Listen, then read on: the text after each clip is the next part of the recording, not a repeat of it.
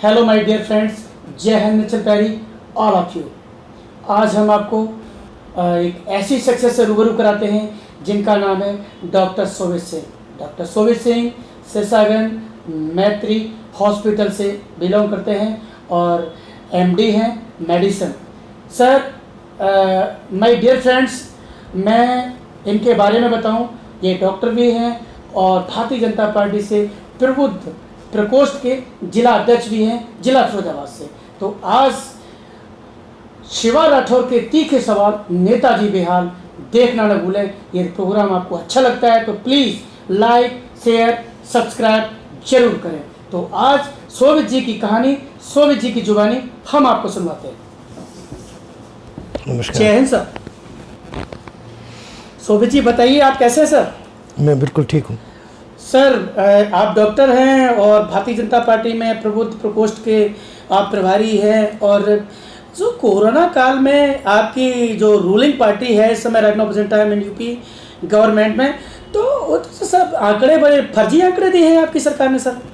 और इसके लोगों के पास साक्ष्य हैं कि जो कोरोना में मौतें हुई हैं वो यूपी गवर्नमेंट ने जो है प्रॉपरली आंकड़े नहीं दिए, उसके साक्ष्य जिनका मैंने इंटरव्यू लिया उन्होंने मेरे को टेबल पर दिए।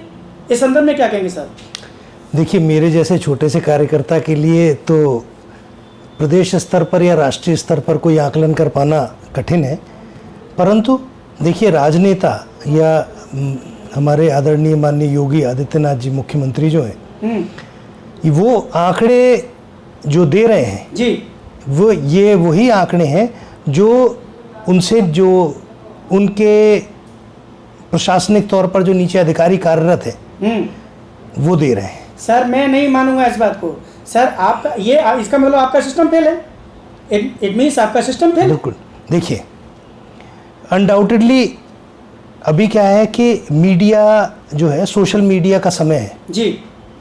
तो एक ही समाचार को जिस तरह से आप देखते हैं कि 10 साल से चल रहा है, एक बच्चा रायपुर बस अड्डे पे मिला है और इसके माता पिता हैं और ये नंबर है, जो कि नंबर कभी उनका था नहीं, तो मैं इस बात से कैसे भी अपनी बात को सही साबित नहीं करूंगा ये कह के कि ऐसा नहीं हुआ और जो आंकड़े थे वो बिल्कुल सही है। मेरी भी नज़र में आंकड़े मैनिपुलेटेड हैं, लोगों की मौतें ज़्यादा हुई हैं जितनी बताई गई उससे। सर ये तो मैं ये कहूँगा कि मीडिया के द्वारा, सोशल मीडिया के द्वारा आप इलाहाबाद जो गंगा जी की स्थिति आप देख चुके होंगे, कन्नौज गंगा जी, कानपुर गंगा जी में शायद कौए कुत्ते जो लाशों को नोच नोच के खा रहे थे। मैं समझता हूँ ये क्या था सर? देखिए, ये निश्चय ही बहुत ही विभत्स था, जो भी था निश्चय ही बहुत ही विभत्स था। देखिए, मैं एक आपको एक बात, जिम्मेदारी है ये, सरकार की जिम्मेदारी है। मैं आपको एक बात बताता हूँ जी कि कोरोना काल में ऐसी भयावह हवा थी, कि कोरोना के अलावा भी अगर किसी, बहुत सारे लोग ऐसे थे जो कोरोना के अलावा अन्य बीमारियों से भी मरे। सर आपको जानकारी थी, आपने प्रबंध क्यों नहीं किया? आप तो रूलिंग पार्टी है सर, आपको जानकारी थी कि सेकंड वेव आ रही है, तो आपने इसकी सेकंड वेव की जानकारी नहीं थी। सेकंड वेव की, थर्ड वेव की जानकारी है, सेकंड वेव की जानकारी नहीं थी। इस बात को आप चाहे कैसे भी मानिए, किसी ने भी, WHO ने कहा था कि कोरोना रहेगा, पर उसने ये नहीं कहा था कि इसकी सेकंड वेव आपको इतनी जल्दी मिलेगी। देखिए, हिंदुस्तान में सेकंड वेव फैलने का कारण ही ये था कि आदमी ने ये मान लिया कि कोरोना चला गया। कहीं ऐसा तो सरकार नहीं, सर एक ऐसा तो नहीं है कि आप कोरोना का नाम लेके सड़क से, स्वास्थ्य से, रोजगार से, इकोनॉमी से हैं, ये मुद्दे लोग भूल जाएं और कोरोना कहीं ऐसा तो नहीं 2022 में आप मंदिर गैया खेलेंगे? क्या कहेंगे सर? देखिए, हाँ मंदिर आस्था का विषय है जी। आपने बनवाया सर? आपकी पार्टी ने बनवाया सर? आपकी पार्टी ने? देखिए, मेरी पार्टी ने नहीं बनवाया जी, चल रहा है जी। देखिए, न्याय की व्यवस्था, अब मेरा तो आपसे, भाजपा वाले कहते हैं कि मैंने मंदिर बनवाया। नहीं, भारतीय जनता पार्टी के समय में निर्णय हुआ तो शासनकाल में सुप्रीम कोर्ट ने ऐसा नहीं है, पर किसी भी चीज को नहीं। देखिए, आप जब किसी चीज की सक्षम पैरवी, सुप्रीम कोर्ट सबका है ना? बिल्कुल है, सुप्रीम कोर्ट सबका है ना, तो मंदिर का श्रेय आप क्यों ले रहे सर? जिसकी पैरवी जल्द अच्छी होगी उसी के पक्ष में निर्णय होगा और जल्दी निर्णय होगा। नहीं, गवर्नमेंट में आप है तो पैरवी क्या विपक्ष वाले करेंगे? यूपीए तो भैया जो वो बिल्कुल ठीक बात है, हाँ। पर उनका समय भी तो था। ऐसा क्यों हो गया, ऐसा क्यों हो गया कि 70 साल से जब कांग्रेस आई का शासन था या प्रदेश में समाजवादी पार्टी का, बहुजन समाज पार्टी का, कांग्रेस का, लोकदल का, इन सब लोगों का, इन सारी पार्टियों का शासन रहा, तो कभी ने पैरवी क्यों नहीं करी? या कभी किसी ने हिंदुत्व का मुद्दा इतनी गंभीरता से क्यों नहीं उठाया? सर कभी हिंदुओं को देखिए, गेट किसने खुलवाया था?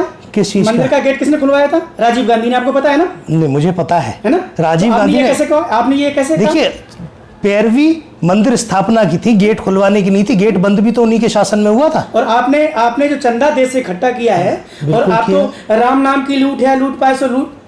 देखिए, जो आपने जिसमन रही भावना जैसी, प्रभु सूरत देखी तिन तैसी। नहीं सर, जो जमीन 5 मिनट में जो इतना बड़ा जो इंक्रीजमेंट होता है सौदा में, ये क्या है? ये जो मनीष सिसोदिया जी ने जो लेटर दिखाया है, जो एग्रीमेंट, क्या 10 रुपए पे करोड़ों रुपए का सौदा होता है क्या एग्रीमेंट पे?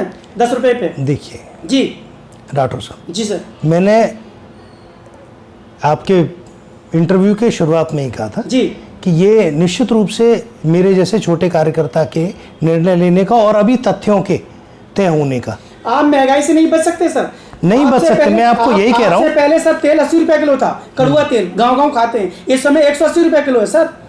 आप कहते हैं गड्ढा मुक्त सड़क, आप मेरे साथ चलिए, मैं गड्ढे में सड़क दिखाता हूँ। एक सड़क में गड्ढे होते हो, मैं आपको गड्ढे में सड़क दिखाता हूँ सर। मेरे संगठन में 2 लाख लोग हैं।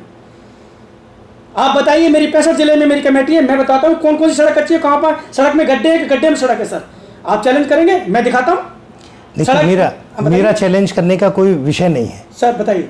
मेरा चैलेंज करने का कोई विषय नहीं है, पर देखिए मैं रूलिंग पार्टी, सुनिए ना मेरी बात तो सुनिए। देखिए, आप अगर ये कहेंगे कि मैं भी इस बात को मानता हूं कि सारी सड़कें गड्ढा मुक्त नहीं है, या दोबारा से किया है सर, विकास बताइए ना सर। आपने या कोरोना करके आपने विकास के, स्वास्थ्य के, सड़क के जो मुद्दे थे, बेरोजगारी के, उनको दबा दिया। और 2022 में चुनाव है, और जब देखिए दोनों बातें अगर आप ही कहेंगे राठौर साहब जी, कोरोना, तो इसका मतलब आपका कहने का ये था कि कोरोना पे ध्यान नहीं देना चाहिए था। जवाब नहीं दे रहे तो मैं तो कहूंगा ना। नहीं, तो आप मुझे मौका नहीं दे रहे तो मैं कैसे जवाब दूंगा? जवाब दीजिए सर।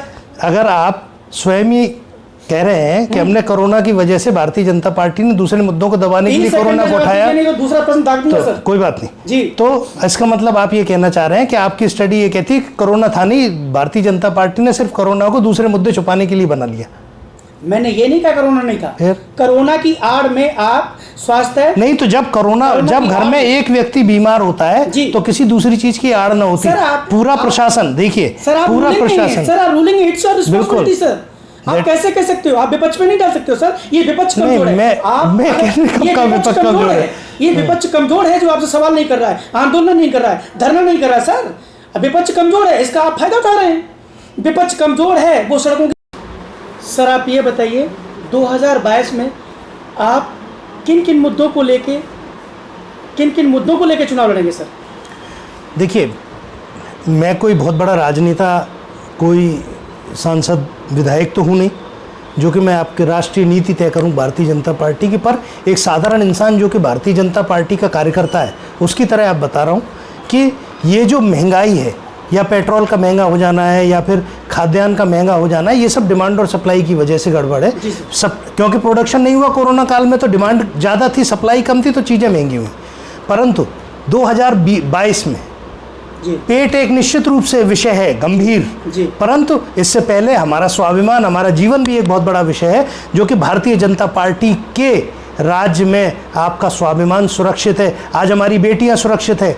आज आप का प्रशासन की वजह से, पुलिस की मुस्तैदी की वजह से, योगी जी के कड़े स्वभाव प्रशासन को लेकर, जो कड़ा व्यवहार है उसको लेकर, आज हमारे गांव में, आज मैं तो क्लिनिक चलाता हूं, मैं देखता हूं आज रात को 12 बजे 2 बजे भी मरीज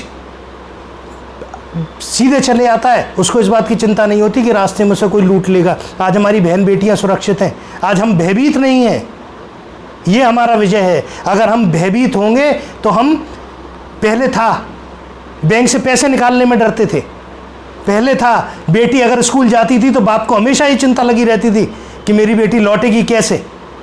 आज हम सुरक्षित हैं, आज हमारी बेटियां सुरक्षित हैं, आज हमारी लाज सुरक्षित है, आज हमारे पैसे सुरक्षित हैं। सारी चीज़ें, महंगाई है, मैं मानता हूँ महंगाई है, ये कुछ समय के लिए इसको भी जी लेंगे। आज हमारी गाय, गौ माता हमारा नुकसान करती है, अगर वो हमारी घास खा लेती है या अगर वो हमारा अनाज कर देती है, तो ये हमारी छोटी सोच है जो हम इसको मानते हैं कि साहब कि ये हमारा नुकसान करती है। अगर हम उसको माँ मानते हैं तो फिर क्या बात का नुकसान?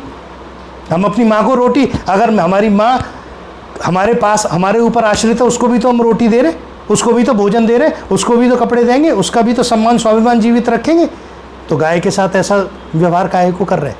दूसरी चीज़, पिछले जब से भारतीय जनता पार्टी का शासन आया है तब से आप मुझे बताइए कि भारतीय जनता पार्टी के शासन में भ्रष्टाचार हुआ?